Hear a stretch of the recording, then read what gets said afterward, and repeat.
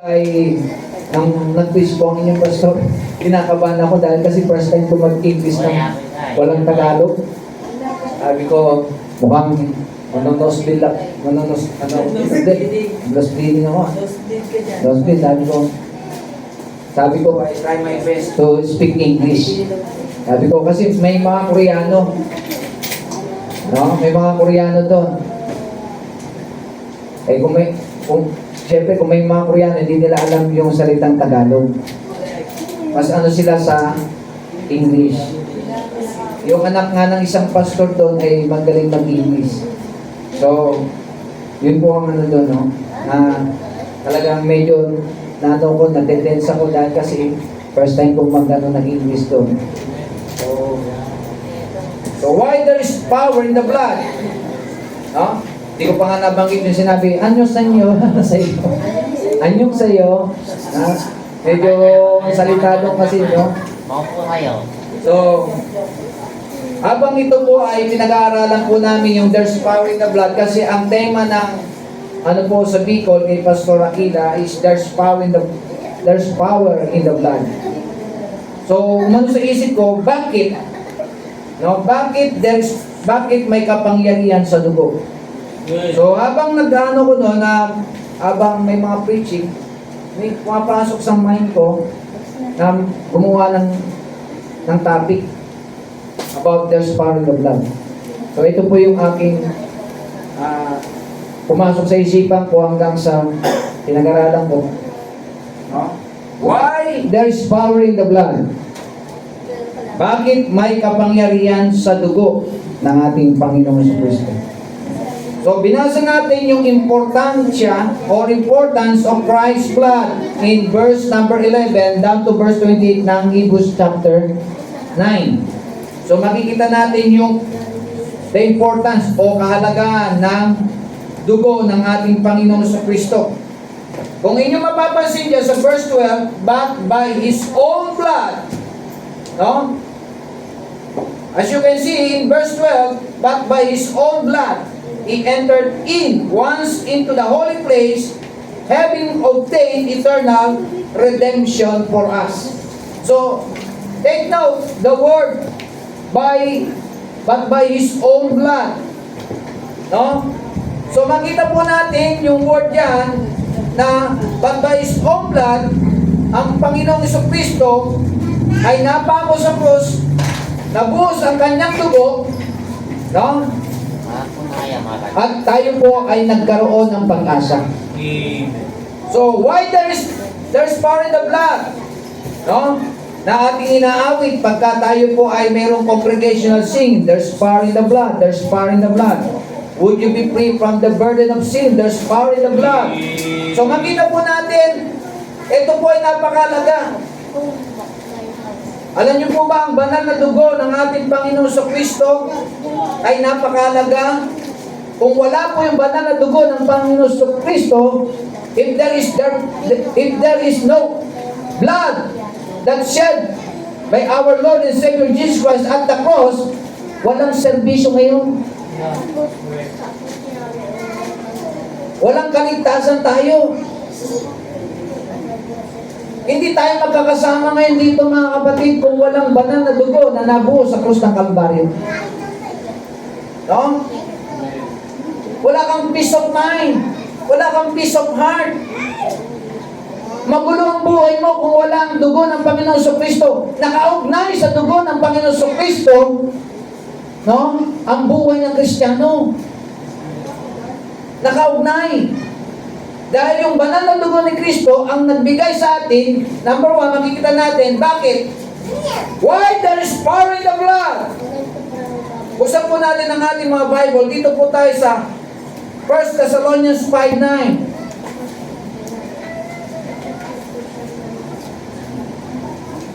1 Thessalonians 5:9. Ano po sabi ng Bible sa 1 Thessalonians 5:9? Basahin ko po, sundan po ng inyong mga mata sa 1 Thessalonians 5:9, sabi dito, for God hath not appointed us to wrath, but to obtain salvation. Kanino? Parang sino nagbibigay ng kaligtasan? By our Lord Jesus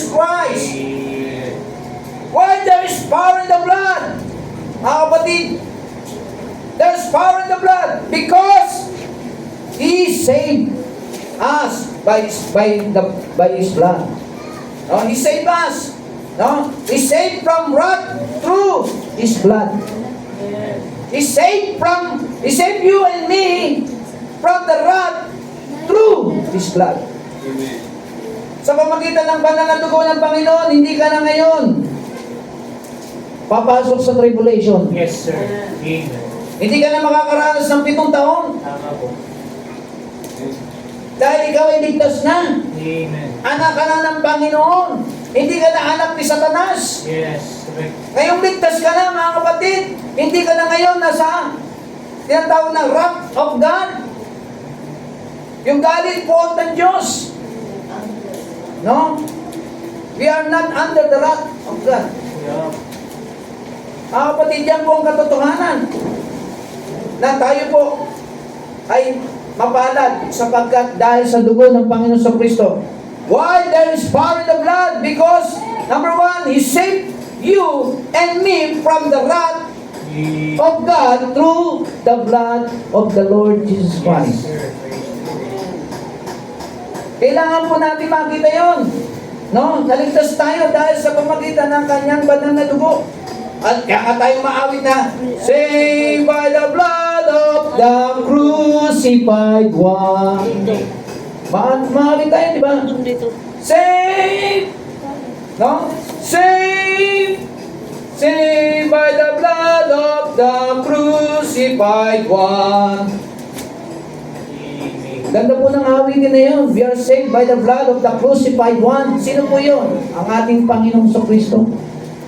Inaawit po natin yan minsan ng mga Bible believers. So, wag po natin hayaan, mga kapatid. Sabi pa ng 1 Timothy, basahin po natin 1 Timothy 1:10. 1 Thessalonians 1:10. 1 Thessalonians 1:10. Ano sabi po sa 1 Thessalonians 1:10? And to wait for His Son from heaven, Amen. whom He raised from the dead, even Jesus Christ, no? Even Jesus, which delivered us from the wrath to come. No? So, makikita niyo, number 1, no? Why? There's power in the blood? Because He saved you and me from the wrath of God through the blood of the Lord Jesus Christ. Yes, sir. Kailangan po natin makita po yun. Mahalaga ang banal na dugo ng ating Panginoong sa Kristo. No? Kailangan po natin makita yun. Bakit? Sabi sa Leviticus, ang dugo.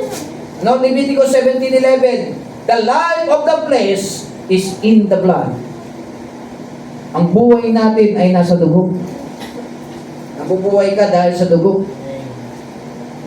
At naligtas tayo dahil sa dugo ng ating Panginoon sa Kristo. Saved by the blood. Praise the Lord. Amen. Saved by the blood of the crucified one. Praise God for the Kung blood. wala pong nabayubay sa krus ng Kalbaryo 2,000 years ago, walang bumuhos na dugo, hindi tayo naligtas. Amen. Dahil sa dugo ng precious blood ng ating Panginoon sa Kristo, tayo po ay nagkaroon ng kaligtasan.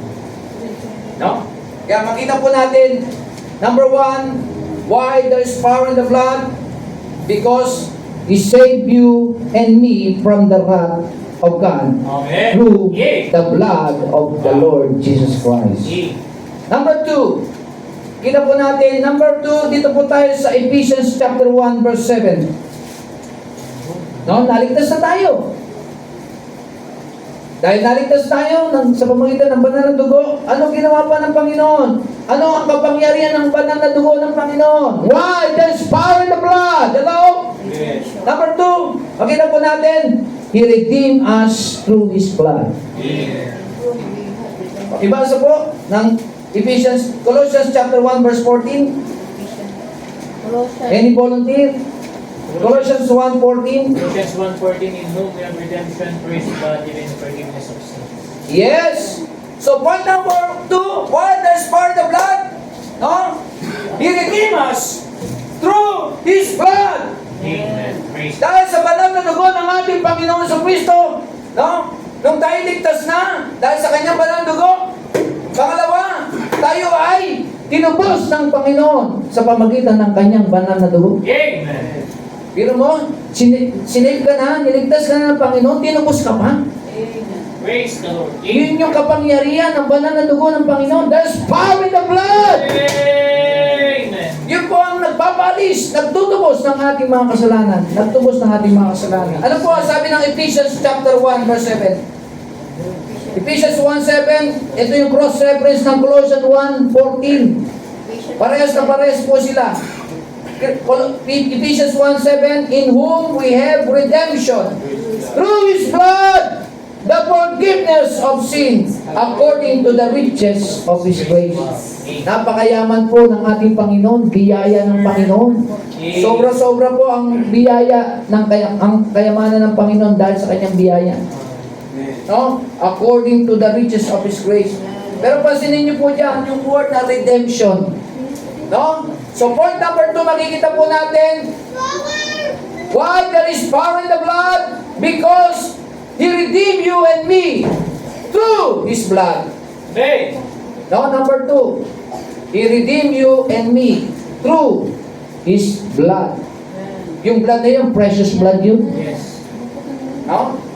So makikita natin yung precious blood ng Panginoon, yun ang, siya lamang po ang nakapagpatawad ng ating mga kasalanan. Amen. Nakapagtubos ng ating mga kasalanan, wala na pong iba.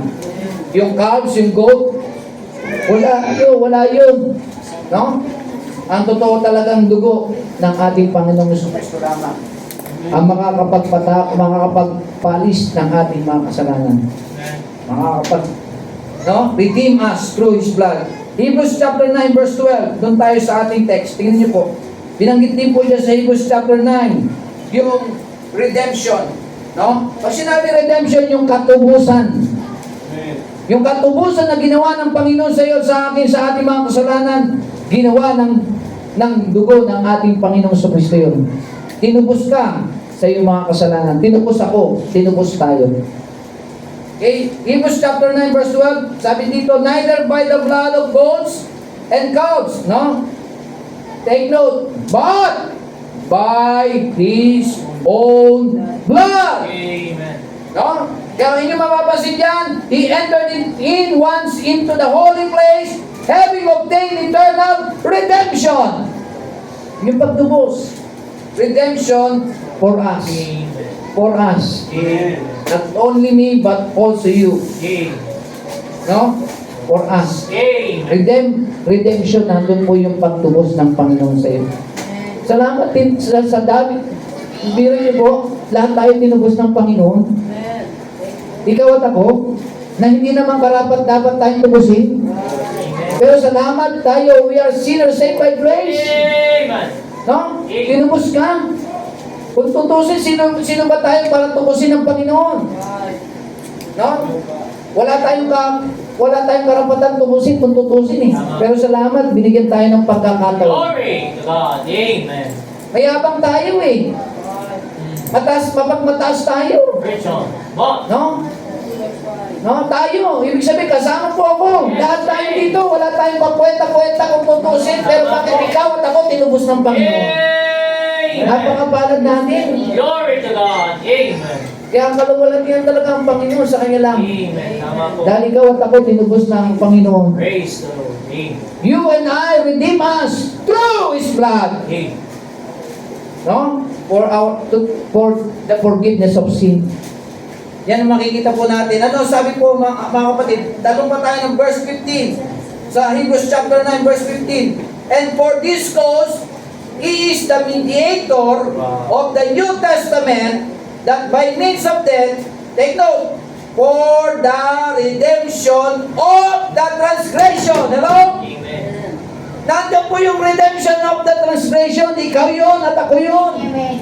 Tayo yung makasalanan. Meron tayong mga transgression, mga kalikuan. Ano yun? Kasalanan yun. Amen. Kaya nga po tayo mga kapatid, hindi karapat dapat, pero salamat sa banal na dugo ng ating Panginoon sa Kristo, there's power in the blood. Amen. No? Malaking bagay po yung kapangyarihan ng banal na dugo ng Panginoon. No? Ito yung importante sa banal na dugo. Kaya nga, kung babasahin nyo ang ni komentaryo ni Dr. Peter Akman, the importance of the blood of Jesus Christ. Ito po yun na ating pinag-aaralan. No? Verse 15, for the redemption of the transgression, that we are under the first testament. No? Redemption. Napansin niyo po, yung pagkatubos. Ikaw at ako, marami tayong ginawang kasalanan. Yung original sin natin, tinubos ng ating Panginoon sa Kristo. Amen? Malaking bagay po. So number 1, why there is power in the blood? He saved you and me. Amen. No? He saved you and me. No? Makikita natin from the wrath through His blood. No? Yan po yung ating una. Number 2, He redeemed us, you and me, through His blood. Amen. Kaya nga po yung sabi ng awitin, redeem, I'm so happy in Jesus, redeemed by the blood of the Lamb. Amen. Diba? Redeem, redeem, redeemed by the blood of the Lamb. Redeem, redeem, His child and forever I am. Amen. No? Nakita po, maganda yung awitin na yun about redemption. Yeah. Pagtubos sa iyo at sa akin. Kaya napakaganda po ng awitin na yun about redemption ng ating Panginoon. Okay? So, makita natin number 2, He redeemed us through His blood. Number 3, dito tayo sa Matthew 26 verse 28. Matthew 26. Buksan po natin ang Matthew 26 verse 28. Point number 3. Why there is power in the blood? Number 3, there is power in the blood because He remission us through His blood. Amen. He remission us through His blood. Ano ibig sabihin ng remission? Pag sinabing remission, mga kapatid, ang ibig sabihin ng remission, kapatawaran ng kasalanan. Yung redemption, katubusan. Yung remission, kapatawaran. Okay? So makikita po natin dito sa Matthew 26, yung word na remission. No? Kapatawaran. Pinatawad ka niya. Kahit na ikaw ba ang pinakamasama sa lahat ng masama, pinatawad ka niya. Kung si Apostol Paul, sinabi niya, I'm the chiefest of all sinners. Pero pinatawad siya ng Panginoon. Kaya kahit tayo makasama-sama, pinakamasama ka dito sa Malanday, Marikina, kung ikaw ay hingi ng tawad sa Panginoon, pagtitiwalaan mo ang Panginoon, tatanggapin mo siya bilang sarili mong tagapagligtas, ikaw ay magkakaroon ng remission of sin. Patatawarin ka ng Panginoon. Yes, sir. Mapagpatawad ng Panginoon. Amen. Kahit sinong tao kayang patawarin ng Panginoon basta tama ang puso. Amen? So sabi dito sa Matthew 26 verse number 28, basahin ko po, sundan po ng inyong Matthew chapter 26 verse 28, for this is my blood of the New Testament, which is shed for many, for the remission of sin. Why there is power in the blood? Mga kapatid, point number 3, He remission us through His blood. Amen. Kanina, He redeemed us through His blood. No? Tinubos tayo. Ngayon naman, He remission us through His blood. Pinatawad tayo sa ating mga kasalanan. Amen. Okay? So makita po natin dyan yung remission of sin. Buksan pa natin Hebrews chapter 9, verse number 22. Balik tayo sa ating text sa Hebrews chapter 9. Ano po ang sabi ng Hebrews chapter 9, verse 22? Sabi po dito sa Hebrews chapter 9 verse 22, and almost all things are by the law, purged with blood, and without shedding of blood is no remission. Mga kapatid, nung sila po sa Old Testament nag-aalay, ang ginagawa nila mga hayop para mapatawad sa kanilang mga kasalanan. Pero ang Panginoon nang namatay, ang banal na dugo ng ating Panginoon sa Kristo, Siya lamang po ang magpapatawad sa ating mga kasalanan. Wala na pong iba. Hindi kaya ng dugo ng hayop. Yes, sir. Ang dugo lamang ng ating tagapagligtas ang makakapagpatawad ng ating mga kasalanan. Amen. Nakita niyo po ang kapangyarihan ng dugo? Why there is power in the blood? Mga kapatid, because He remission us through His blood. No? Makita po natin na tayo po ay pinatawad ng ating Panginoon sa lahat ng ating mga kasalanan. So, yan po number 1. Number 3, He remission us through His blood. Number 4, dito tayo sa Acts chapter 20, verse 28. Point number 4, why there is power in the blood? Because He purchased us with His own blood. He purchased us with His own blood, mga kapatid. Binili tayo ng kanyang banal na dugo. Mga kapatid, ng dugo ng Panginoon sa Kristo. No? Binili po tayo ng banal na dugo ng Panginoon sa Kristo. He purchased us with His own blood. Acts chapter 20, verse 28. Tingnan niyo po sa Acts 20, verse 28. Ano po sabi niya? Yes, take heed therefore unto yourselves and to all the flock over the which the Holy Ghost hath made you overseer, to be the church of God. Ito po yung trabaho ng mga pastor, which He had purchased with His own blood. Kapatid, napakahalaga po ng banal na dugo na ating makikita po dito. Hindi po ito dugo, no? Ni Allah. Amen. Ayon. Wala pong dugo na sinabi dito na galing kay Allah. Amen. Kung inyo mapapansin, yung word, His own blood. Yay. Kaninong His own blood yun? Sa ating Panginoong Jesucristo yun. Hindi kay Allah. No? Dahil wala namang nag-i-exist na Allah. No? Correct. Ito ang pinangawakan po ng iba, mga kapatid. No? Ng mga saksi. Nasabi nila, yung tinatawag na Diyos na God the Father nila, yun daw. Dugo raw po ng Diyos, God the Father, hindi po. Kaya nga sabi po dyan, with His own blood. Ang tinutukoy po yung with His own blood, yung Panginoong Jesucristo. Yung napako sa krus, yung namatay.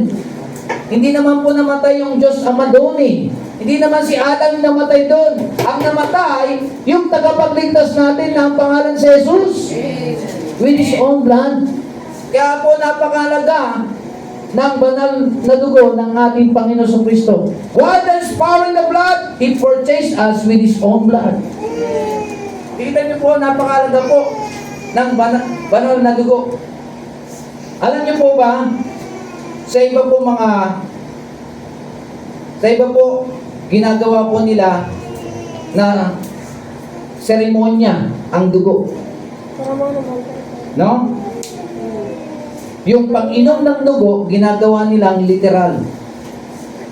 Katulad po sa Catholic. Ha? No? Pag-inom nila, nagre-represent tayo ng dugo ng ating Panginoon sa Kristo. Mali. Ginagawa nilang literal. Sa atin, spiritual. So makita niyo po, may sinabi sa Bible na the drinking of blood was forbidden. The drinking of blood was forbidden before the law under grace. Doon pa man sa panahon po ni Moses, ni Abraham, no, under the law, no? Before the law, bago magkaroon ng batas, pinagbabawal na ang pag-inom ng dugo. Wala pang batas. No? Before the law. Buksan natin, Genesis chapter 9. Para makita natin, no, na yung dugo, pag ininom, bawal talaga.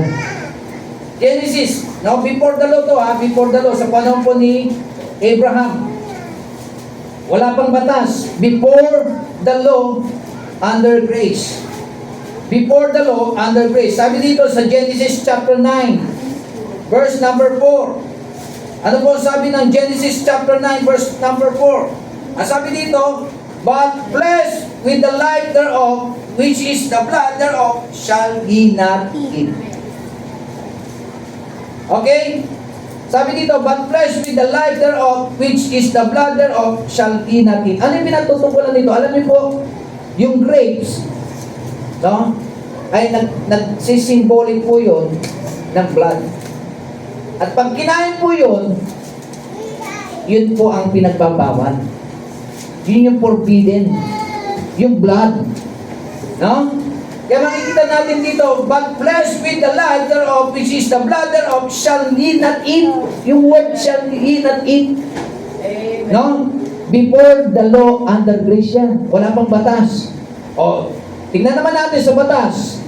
Under the Mosaic law. Leviticus 17. Ito, may batas na. Amen. Leviticus 17 verse 14. So, parehas, no? Yung pag-inom ng dugo ay pinagbabawal. Leviticus chapter 17 verse 14. For it is the life of all flesh, the blood of Leviticus chapter 17 verse 14. therefore. Sabi dito, for it is the life of all flesh. No? The blood of it is for the life thereof. Therefore, I said unto the children of Israel, ye shall eat the blood of no manner of flesh. For the life of all flesh is the blood thereof. Whosoever eateth it shall be cut off. So, pinagbabawal din po. No? Hindi lamang doon sa bago magkaroon ng batas, pati doon sa meron ng batas. Kay Moses. Ngayon, sa panahon natin, pinagbabawal pa rin ba? Yes. Kapag uminom ka ng dugo, pinagbabawal pa rin. Bakit? Tingnan niyo po. Dito tayo. The drinking of blood was forbidden during the church age under grace. Under grace, Acts 15. Pustan natin, Acts 15. Pinagbabawal din po sa panahon natin. Kapag uminom ka ng dugo, masama, kasalanan. No? Acts 15. Verse number 28 and 29. Acts 15, 28 and 29. Ano po ang sabi ng Bible? Kaya bawal po tayo uminom ng dugo. No? Kahit nga kumain ng dugo, bawal eh. Tingnan niyo po mga kapatid, sabi dito, Acts 15, verse number 28 and 29. Now, during the church age, sa ating panahon ngayon, under grace tayo o hindi? Under grace. O, under grace tayo eh. Ito, under grace to. Tingnan niyo po, Acts 15, verse 28 and 29. Ano po sabi ng Bible? For it seemed good to the Holy Ghost and to us to lay upon you no greater burden than these necessary things. Verse 29. That ye abstain from meats offered to idols. Okay? Meats offered to idols. And from blood! Ano? And from blood. Tinutukoy niya, no? And from blood. Yung dugo. No? Abstain. Ano ba ibig sabihin na abstain? No? Iwasan. Layuan. Huwag tangkilikin. No? From meats offered to idols and from blood and from the things strangled and from fornication, from which if ye keep yourselves, ye shall do well, very well. Pinapakita dito mga kapatid, sa ating panahon, hindi dapat natin inumin ang dugo.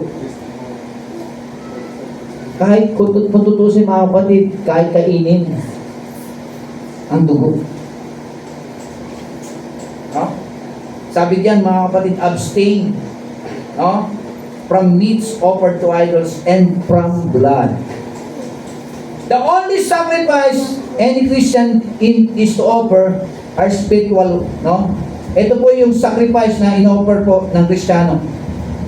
The only sacrifice, no, any Christian is to offer are spiritual ones. Ito po lamang po ang in-offer ng Kristiyano na makikita po natin na maganda. 1 Peter 2:5.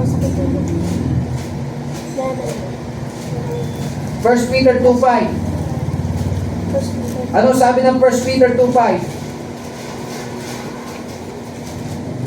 1 Peter 2:5, ye also as lively stones are built up a spiritual house unholy priesthood to offer up spiritual sacrifices. Tingnan niyo po. Ito po yung magandang ino-offer ng Kristiyano. To offer up spiritual sacrifices. Kaya nga po, hindi po tayo pwedeng uminom literal at kumain literal ng dugo. Bakit? Pinagbabawal. Yan po ay under grace, no? During the church age, sa panahon natin, under grace. Acts 15:28 and 29. Okay? So, ito po yung spiritual sacrifice na makikita po natin sa verse number 5. Okay? Malinaw po mga kapatid? Yan po, no? Nakita po naman natin sa Bible eh. No? Ang kailangan lang, application na lang natin. So, ye also as lively stone are built up a spiritual house and holy priesthood to offer up spiritual sacrifices. So, hindi po siya literal. Spiritual sacrifices. No? Acceptable to God by Jesus Christ. Yung spiritual sacrifices natin. The only drink offering, no? Sa number 28 verse 7, offered into the New Testament is offered to the devil. Alam niyo po ba yung ino-offer po ng mga iba? Kung sa kanino ino-offer yung sacrifice? Kay Satan. Meron pong talata sa Bible na may mga ino-offer po, no? Na tao, yung blood ng tao, blood ng hayop, ino-offer saan? Sa demonyo. Tingnan niyo po. Nehemiah Numbers 28 verse 7. Kukulik natin sa New Testament. Numbers 28 verse 7. Ano po ang sabi ng Numbers 28 verse 7? Numbers 28 verse 7. No? The only drink offering, ito ha, the only drink offering, no, offered in the New Testament is offered to the devil. Sa in-offer yung pag-inom ng drink kay Satanas. Hindi sa Diyos. Tingnan niyo po, in-offer pa, hindi sa Diyos, kay Satanas. No, na makikita natin sa Bible. Numbers 28 verse 7. Ano po sabi 28 verse 7? And the drink offering thereof shall be the fourth part of an hin. For the one lamb in the holy place shall thou cause the strong wine to be poured unto the Lord for a drink offering. So ito, okay po ito. Pero saan inaalay po nila yung drink na ito? Kay Satanas. Tingnan po natin yung cross-reference niya. 1 Corinthians 10, 20, 21. 1 Corinthians 10, 20, 21. 1 Corinthians. No? Yes, okay, uminom. Pero kanino inalay? Hindi sa Diyos, kay Satanas. Is offered to the devil. Gali, sa 1 Corinthians 10. 1 Corinthians 10, 20, 21. Ano po ang sabi ng Bible sa 1 Corinthians chapter 10, 20, 21? Ye cannot drink, 20. But I say that the things which the Gentiles sacrifice, they sacrifice to devils, and not to God. And I would not that ye should have fellowship with devils. Ye cannot drink the cup of the Lord and the cup of the devils. Ye cannot be partakers of the Lord's table and of the tables of devils. No? Kaya iba yung ino-offer nila. Kanino nila ino-offer? Kay Satan. No? So makita po natin, the only drink offering offered in the New Testament is offered to the devil. Hosea 9:4. Basahin po natin, Hosea 9:4. Sa Old Testament, Hosea.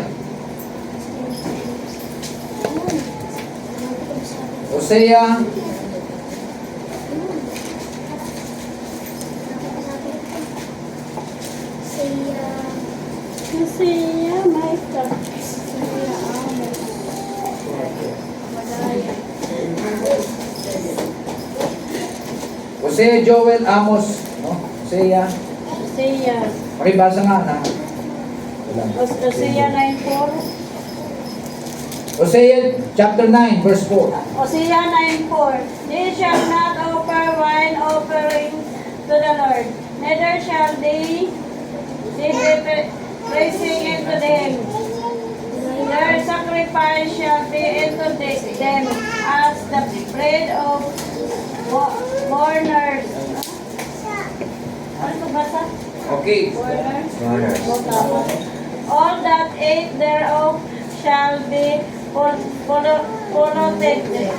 For their bread, for their soul shall not come into the house of the Lord. Okay, kanino in-offer? Kay Satan. No? So makita po natin, no? Yan po ang mga offer for the devil. Yeah. Psalm 16 verse 4.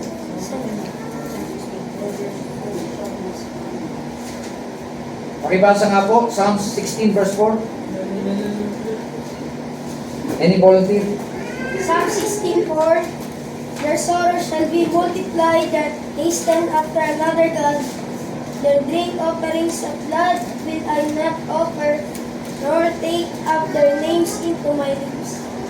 Okay, do. So makita niyo po yung word dyan. No? Their drink offering of blood will I not offer, nor take up their names into my lips. No? Kaya hindi po dapat po ino-offer. No? Kanino mo ino-offer? Kay Satan. Hindi dapat tayo umiinom ng blood. Dahil yan po, tingnan niyo po yung mga nangyayari po sa television, yung blood iniinom ng mga nag-aalay. Kanino lang ino-offer? Sa Diyos ba? Hindi. Kay Satanas. Titikman ng mga pagka pinatay mo yung hayop, tapos kukunin yung dugo, iinumin ng mga pumatay. Tapos nilalagay pa nila doon sa ribulto, sa Diyos-Diyosan nila. No?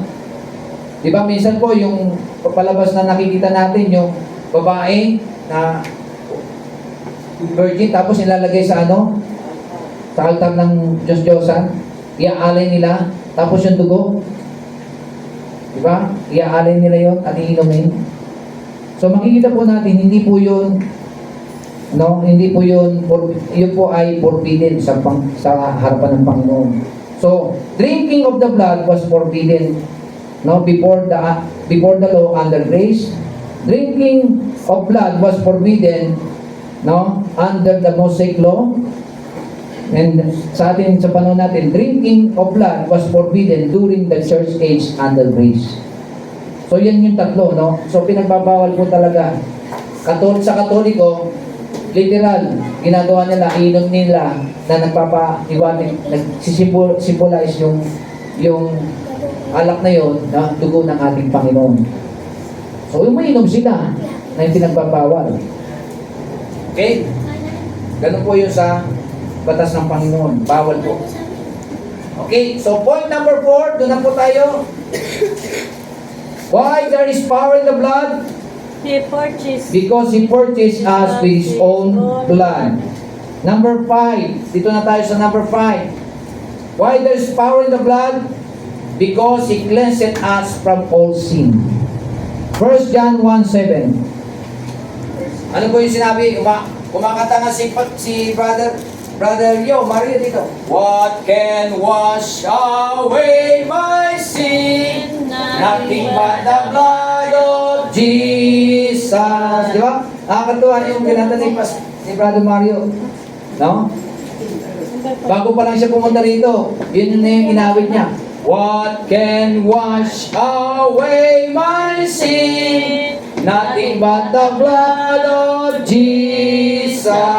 Oh, Precious is thy blood that makes me white as snow. Other found I know, nothing but the blood of Jesus. Why there's power in the blood, mga kapatid? He cleansed us from all sin. 1 John 1:7. 1 John 1:7, mga kapatid. 1 John 1:7. Ano po ang sabi ng 1 John 1:7? Sabi po ng Bible sa 1 John 1:7, but if 1 John, no? But if we walk in the light as He is in But if the we light, walk in the light as He is in the light, we have fellowship one with another. Take note. And the blood of Jesus Christ, His Son, cleansed us from all sin. Mga kapatid, ang banal na dugo ng ating Panginoong Jesucristo ang naglinis ng ating mga kasalanan. Amen. So point number 5, why there is power in the blood? Because He cleansed us from all sin. No? Yan po ang magandang makikita po natin dahil ang banal na dugo ng Panginoon Jesucristo ang naglinis ng ating mga kasalanan. Okay? Sa point number 6, dito na tayo sa point number 6. Ephesians chapter 2, verse 12 and 13. Why there is power in the blood? Because He made you nigh by the blood of Christ. Number 6, why there is power in the blood? Because He made you nigh by the blood of Christ. Ephesians chapter 2. No? Ang lapit-lapit ng Panginoon. He made you nigh. No? Ang lapit-lapit mo sa Panginoon. Malapit ka na sa Panginoon. Napakalapit natin sa Panginoon. He made you sa pamagitan ng banal na dugo ng ating Panginoon. No? Sobrang lapit natin sa Panginoon. Okay? Ano sabi ng Ephesians chapter 2? Verse number 13, 12 and 13. Ephesians chapter 2, verse number 12 and 13. that That at the time we were without Christ, no? Wala pa tayo sa Panginoon, being aliens from the commonwealth of Israel and strangers from the covenants of the promise, having no hope, wala tayong pag-asa, and without God in the world, wala tayong Diyos sa mundong ito. Pero sabi sa verse 13, but now, hello, but now, in Christ, nasa Panginoon na tayo, ye who sometimes were far off, are made nigh, hello, are made nigh by the blood of Christ. Amen. Malayong-malayo ka sa Panginoon nung wala tayo sa Panginoon ngayon. Napakalapit mo sa Panginoon. Amen. Praise Made nigh dahil sa dugo ng ating Panginoon sa Kristo. Dahil sa kanyang dugo, naging malapit tayo sa kanya. Dati wala tayo, napakalayo natin. Sabi dito, far, no? Sabi sa verse number 13, we're far off. No? Sometimes we're far off. Are made nigh by the blood of Christ. Kaya napakalapit mo na sa Panginoon. Kaya pagka nananalangin tayo, katulad ngayon, may prayer meeting tayo, napakalapit natin sa Panginoon. Bakit? Dahil sa dugo ng ating Panginoong sa Kristo. Yun ang nagpalapit sa atin, yung dugo ng kanyang, kanang dugo ng ating Panginoon sa Kristo. Kaya pag nananalangin ka ngayon, nakikinig at sumasagot ang Panginoon sa iyong mga panalangin, alone, dahil sa banal na dugo ng ating Panginoon sa Kristo. Salamat tayo, yung dugo ng Panginoon sa Kristo ay naging way para tayo maging malapit sa Kanya. Salamat po sa dugo. There is power in the blood. Why there is power in the blood? He made you nigh by the blood of Christ. And the last, why there is power in the blood? Dito tayo sa Romans 5:1. Romans 5:1 and Romans 5:9. Why there is power in the blood? Because He justified by His blood.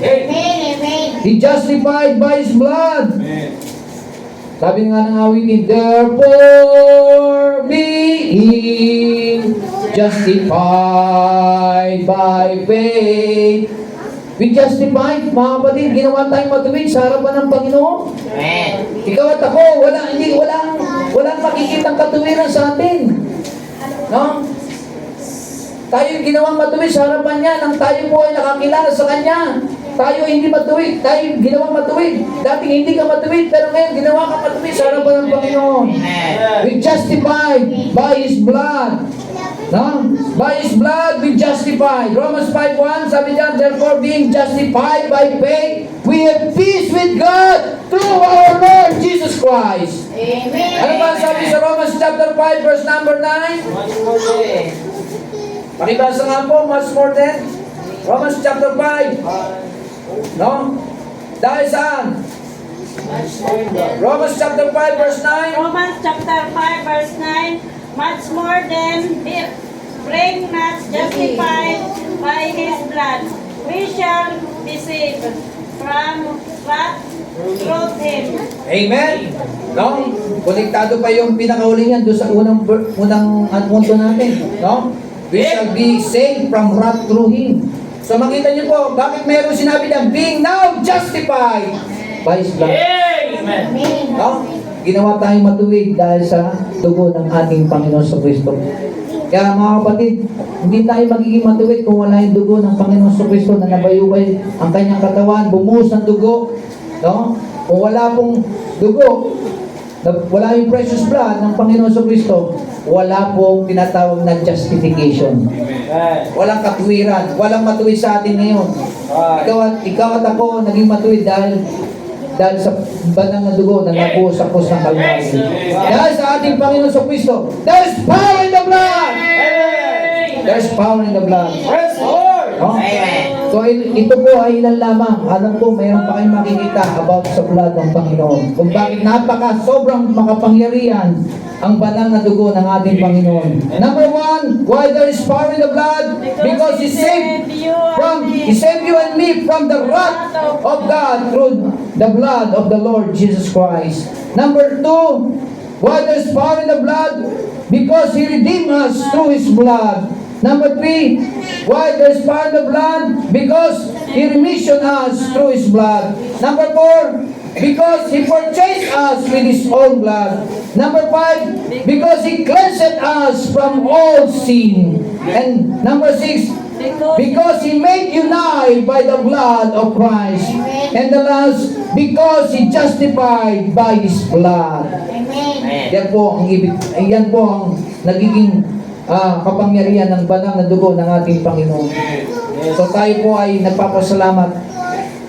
Kung wala pong napako sa krus, walang nabuhos ng banal na dugo, wala po tayo ditong mga ito. Thank God, meron tayong kaligtasan. Thank God, tayo ngayon ay pinatawad. Thank God, tayo po ay tinubos. Thank God, inalis ang ating lahat ng mga kasalanan. Thank God, ginawa tayo matuwid sa harapan ng Panginoon. Thank God, magkakasama tayo dahil sa dugo ng ating Panginoon sa Kristo. What can wash away my sin? Nothing but the blood of Jesus. Amen. Praise the Lord. Tayo po ay dadako sa ating pagtatapos. Panginoon sa langit, salamat po Panginoon. There's power in the blood. Thank you Lord, because of your precious blood that shed on the cross of Calvary, Lord. We are very thankful sa mga bagay na ito, sa bagay na iyong ginawa sa krus ng Kalbaryo. Nagkaroon kami ng pag-asa. Tinubos niyo po, nagkaroon kami ng kaligtasan dahil sa inyong banal na dugo. Nagkaroon kami ng pagtubos sa banal na dugo mo, Panginoon. Nagkaroon kami ng kapatawaran sa iyong banal na dugo, Panginoon. Salamat din po, nilinis niyo po kami ng iyong banal na dugo, Panginoon. You cleansed us from all our sins, Lord, by your blood that shed on the cross of the cross of Calvary. Thank you, Lord. Salamat po. You justified also. Ginawa niyo po kami matuwid sa pamamagitan ng iyong banal na dugo. Salamat po, Panginoon, sa lahat ng bagay na iyong ginawa sa pamamagitan ng banal na dugo mo, Panginoon, sa krus ng Kalbaryo 2,000 years ago. Salamat po, Panginoon, ang dugo mo ay nag-aalis ng kasalanan ng sanlibutan. Nagpapatawad ng kasalanan ng bawat tao. Salamat po. Kung wala ka pong banal na dugo, Panginoon, wala po kami ngayon dito sa church. Wala pong Faith Baptist Church kung wala yung banal na dugo. Wala pong Pastor Alan kung walang banal na dugo. Wala pong bawat isa sa amin, Panginoon, kung wala yung banal na dugo. Wala pong serbisyo sa gabing ito kung wala yung banal na dugo. Wala po yung aming buhay kung wala po yung banal na dugo. Salamat po sa inyong precious blood, Lord. We very thankful and grateful na ginamit po ang inyong banal na dugo, Panginoon, sa aming buhay. Kaya ito po ang aming pinasasalamatan sa aming buhay, Panginoon. There is power in the blood. Thank you, Lord. Kami po ay nagpupuri, nagpapasalamat. Pinaalala niyo po sa amin ang importansya ng inyong banal na dugo, Panginoon. Ito ang samong dalangin namin at pinupuri po namin kayo sa inyong banal na dugo na ibinigay po sa amin, Panginoon. Sa tanging pangalan ni Jesus. Amen. Amen. Amen. So yan po ang ating napagkaraan. Open and pray na kayo po ay na-bless. Amen. Tayo po ay dadamo sa ating pagbibigay, sa ating operatory prayer. Tawagin natin ang kapatid na dito. Amen.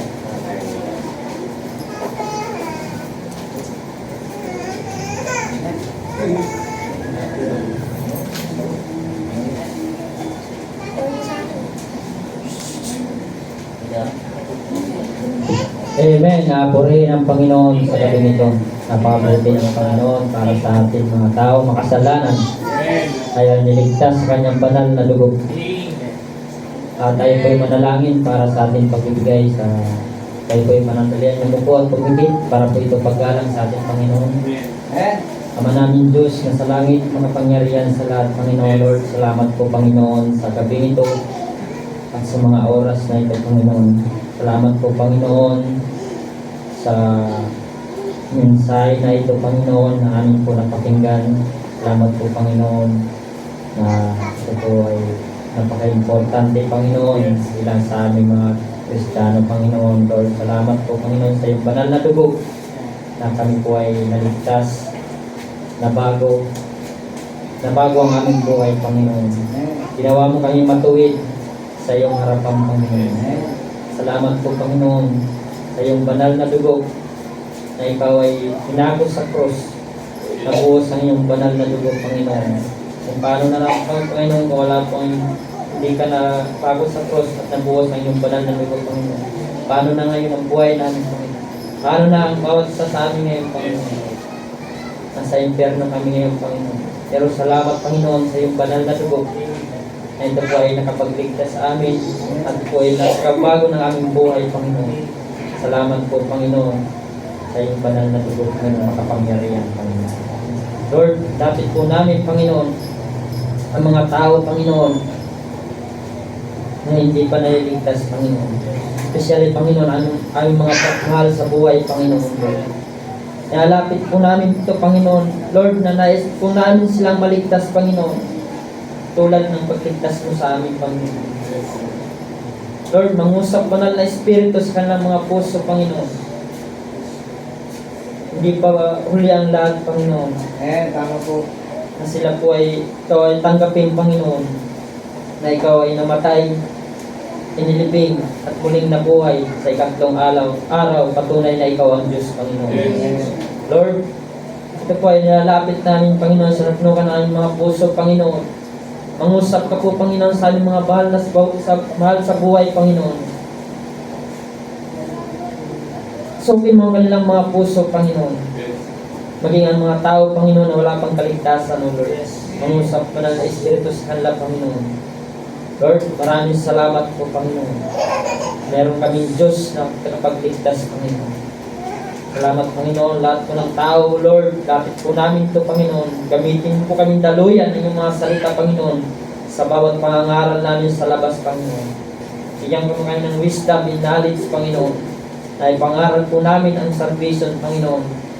Ang gospel, Panginoon, na ito po ay gamitin mo kami, Panginoon, daluyan sa iyong mga salita, Panginoon, upang sila po ay makakilala sa inyo, Panginoon. Lord, maraming salamat po, Panginoon, sa gabi nito, Lord. Salamat po, Lord, kami po ay humingi ng kapatawaran, Panginoon, sa aming mga nagawang kasalanan, Lord.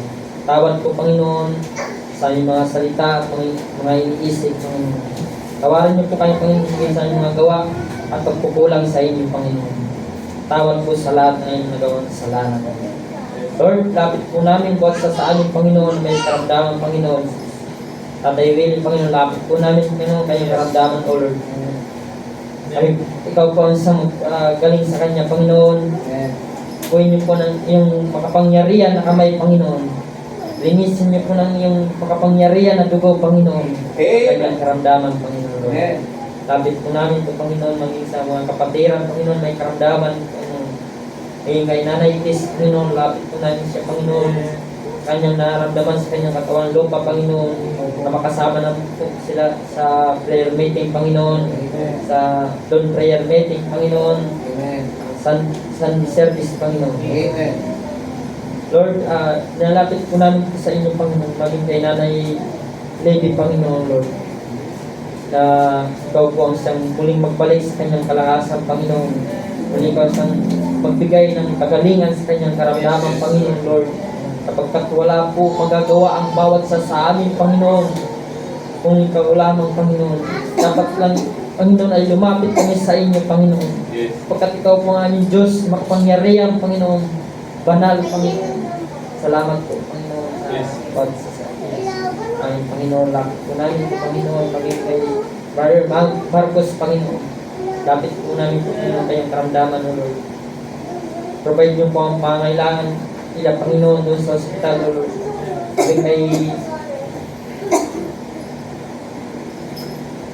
Brother Macri, Panginoon, Lord, niya ikaw mangusap na ng Espiritu sa kanyang puso, Panginoon. Ipuin mong kasulok-sulukan ng iyang puso, Panginoon, na muling lumapit sa inyo, Panginoon, humingi ng tawad, Panginoon. Pagkat wala siyang magagawa, Panginoon, kung sarili lang niya ang masunod, Panginoon, Lord. Kailangan pa rin niya, Panginoon. Kung pinagmamalaki niya, Panginoon, meron po siyang lakas, Panginoon, may kalakasan pa sa ngayon, Panginoon, ay meron po katapusan niyang, Panginoon, Lord. Ang usap na ng Espiritu sa kanyang buhay, Panginoon, hindi pa huli ang lahat, Panginoon. Lord, maraming salamat po, Panginoon. Tuloy mong ingatan ang kanyang mga anak, Panginoon. Tigo, Samuel, Brother Mark, Panginoon, magbalik ko po sa inyo, Lord. Sabi mo siya, Panginoon, buhay mga kanyang puso, Lord. Salamat po, Panginoon, maging sa lahat po ng mga business, Panginoon, Lord. Lapit po namin ito, Panginoon. Pagkat, O Lord, kailangan ka namin, Panginoon.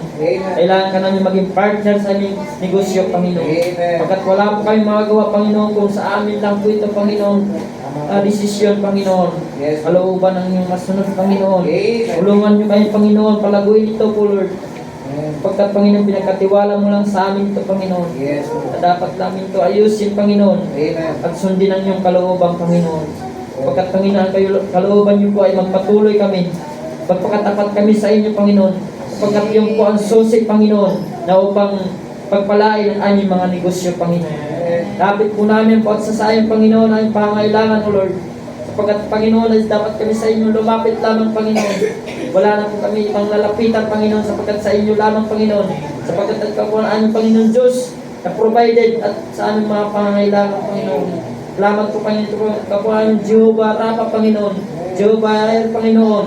Sa lahat po ng aming pangailangan, ikaw po magpo-provide, Panginoon. Salamat po, Panginoon. Patawarin niyo po kami sa aming kamalian, Panginoon. Alam mo po kami, Panginoon, ang aming pagkakamali, Panginoon. Ikaw po nakakaalam ng aming puso't isipan, Panginoon. Ikaw po nakakaalam ng aming nilalapit, Panginoon Jesus. Tulungan niyo po kami, Panginoon. Patibayin niyo po ang aming pananampalataya sa inyo, Panginoon Jesus. Kapagkat, Panginoon, wala po kayong magagawa, Panginoon. Kung wala ka sa aming buhay, Panginoon. Salamat, Panginoon. Kung saan ay kami po ay nalulubog sa mga problema, Panginoon. Salamat, O Lord, na pinapaalala mo yung mga salita, Panginoon. Ito po nagpapatibay sa aming spiritual, Panginoon. Salamat po, Panginoon, Lord, may Panginoon na buhay at makapangyarihan sa lahat. Sapagkat ikaw lang, Diyos, ang makapangyarihan, wala nang iba, O Lord. Salamat po, Panginoon Jesus, ang pagbibigay, Panginoon. Basbasan niyo po, Panginoon. Pagpalain niyo po ang bawat sa aming, Panginoon, na nagbibigay. Salamat po, Panginoong Lord, nakakapagbigay po kami, Panginoon, ayon sa iyong biyaya, Panginoon. Salamat po sa mga blessing na aming natatamo, Panginoon. Biyaya, O Lord. Salamat po, Panginoon. Especially ang aming buhay, Panginoon. Na kami po ay malakas pa kami, Panginoon, at nagpapatuloy pa sa inyo, O Lord. Salamat po, Panginoon, sa biyaya mo, tulong, awa, Panginoon. Salamat po sa lahat, O Lord. Kung ano sa dalangin, nagpupuri, nagpapasalamat sa tanging pangalan ni Jesus. Amen. Amen. Praise the Lord. Amen. Tayo po ay nagamo sa ating pagbuhay.